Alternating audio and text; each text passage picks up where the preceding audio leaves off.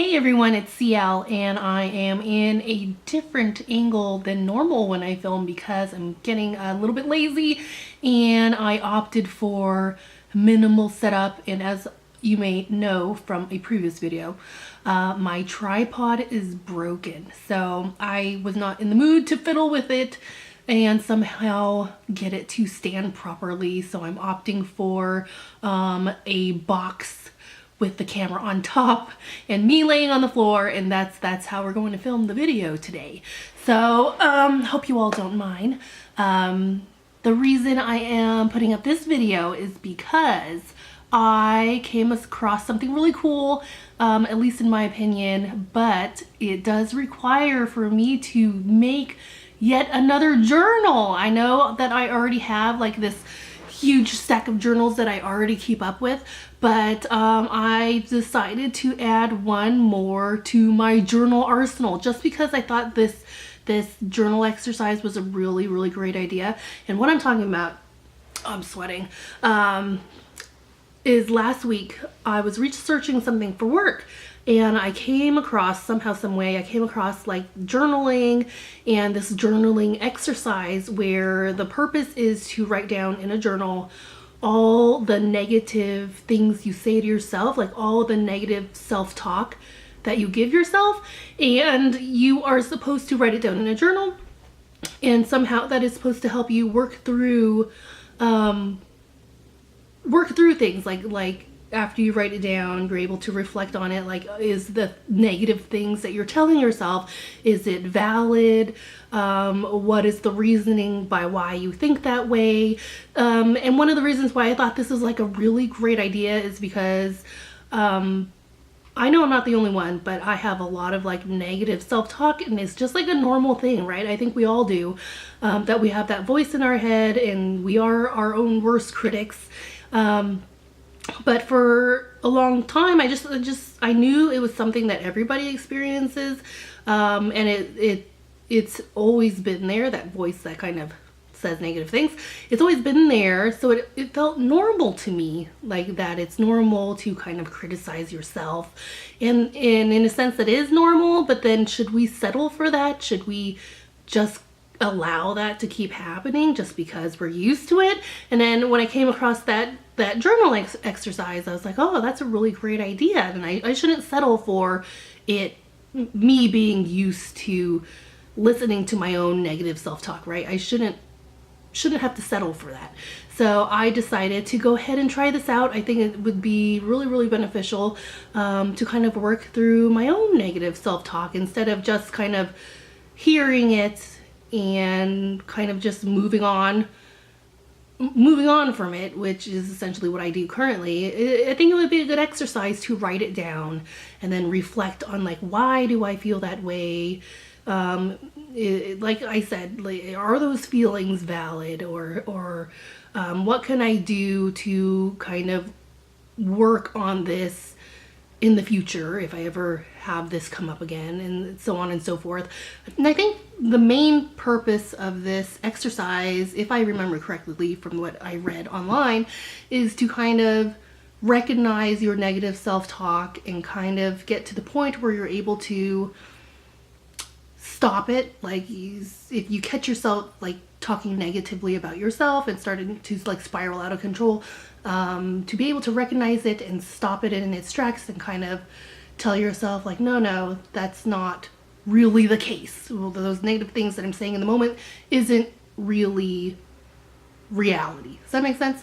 So yeah, I'm gonna go ahead and try this exercise. I have not written anything down in my journal yet. And I mentioned this in a previous video that I just have like blank journals sitting around because I'm a journal person. So this is one, it's really thin. This is the journal that I decided to use because it's the first one that I happen to pick up. And it's pretty thin, so we'll see how this exercise carries on. If I like it, I have a feeling that I'll like it though. Do you ever feel that way? Like you start a new project and you just know right away that you're gonna like it. I am like a very reflective person, so this exercise, this journaling exercise for me is like right up my alley. So, all right, so I'm gonna go ahead and take this out of the wrapper, and I'm gonna go ahead and jot down some negative self-talk that I've given myself throughout the week, and let's see what I can come up with. And I'm a little tired, so I hope my brain is able to pull up some memories and not just kind of want to sleep, you know. And by the way, if I look sweaty, it's because I am sweating. I'm wearing a sweatshirt indoors, not because I'm cold. It's because I did not want to put on a bra or find a proper shirt. So I opted for the sweatshirt, and the price of that is me sweating on camera. Okay, I'm back, and I finished writing down some things in my journal.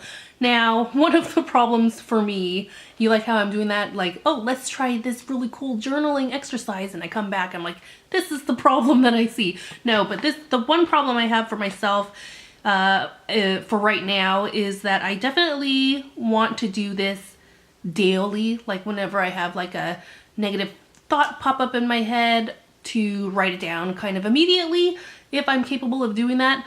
But the problem I have with trying to look back over the past week and then write it down is that because I have anxiety, like I can easily fill up this entire book of all the negative things I tell myself. So looking back over the past week is a lot harder than I want to say doing it daily, but I'm going to try to start doing it daily starting tomorrow.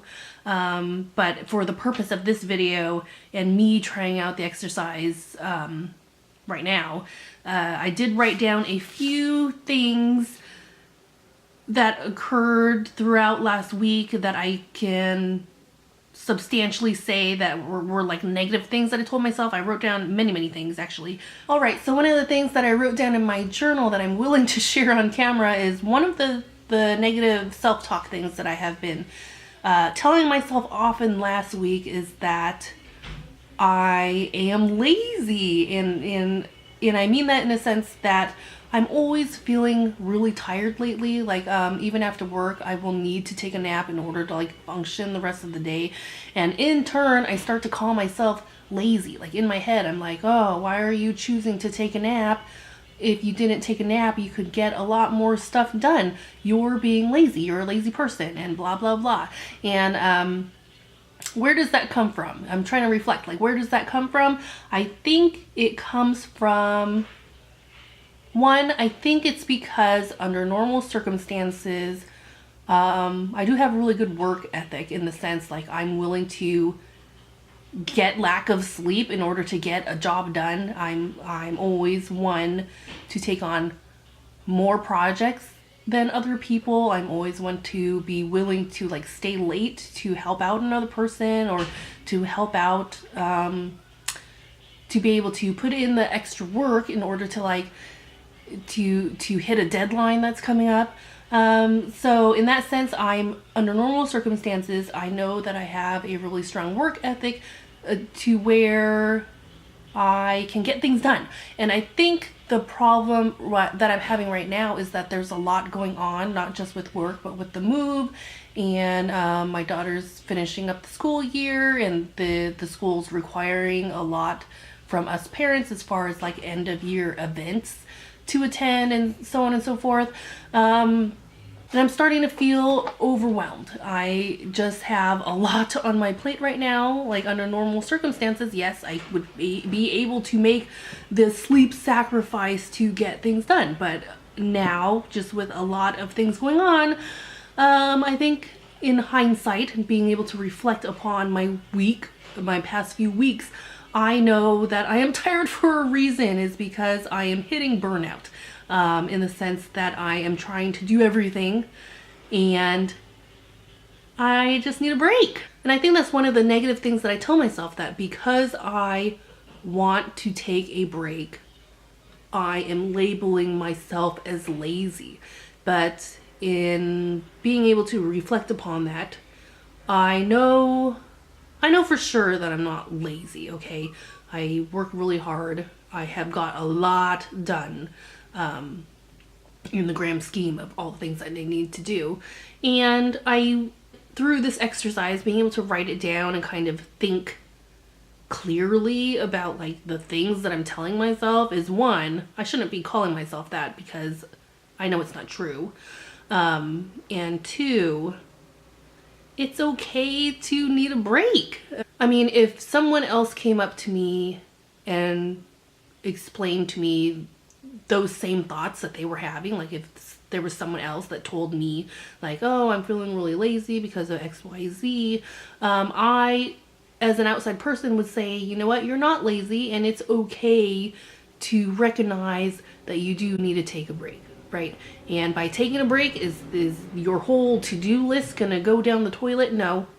I can take a few days off, and I have the confidence to know that my things on my to-do list will still get done.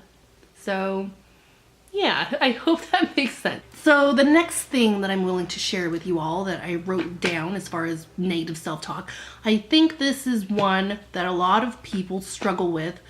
A lot of people have negative self-talk about. And what I wrote down is that lately, more often than I would like to admit, is that I'm really having a lot of negative self-talk when it comes to my physical appearance. And I don't mean my inward personality, I mean my outward shell of my body. And I'm like, I'm not happy with what I see in the mirror. I'm just not happy. Like, I feel like I look in the mirror and there's like nothing good that I see, or I really fixate on the things I don't like about my body. And I think that's normal though, right? I think a lot of people have negative self-talk, a negative self-image of themselves. But yeah, I had to write it down because it is something that is like reoccurring. I don't like how I look. Like, if I could choose to look like someone, I would probably choose to look like Megan Fox because I think she's beautiful. But for the purpose of this exercise, I wrote down like, well, where do I think this comes from? And I think it comes from a lot of different things. And you know, of course, there's always that constant comparison, constantly comparing yourself with like other people. But if I go back even further, like, where does this negative self image or perception of my appearance come from? And I want to say it's because I'm an Asian girl, and I mean that in the sense that I am not the stereotypical physical appearance of what an Asian girl should look like. For example, I have like really broad shoulders.